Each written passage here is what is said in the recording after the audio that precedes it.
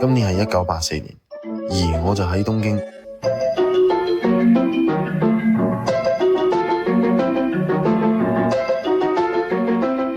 一張詞典入邊，大約有20到30種唔同嘅聲。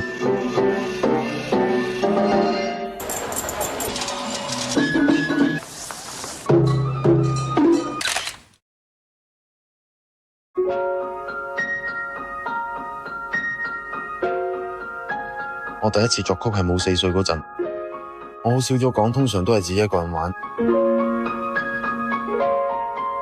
音樂係為咗非日常嘅時間而創作嘅，但係好似而家喺日本嘅周圍都係音樂。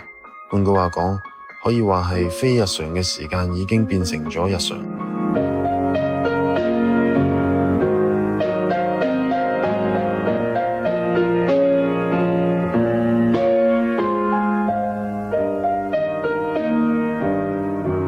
我喺東京出世。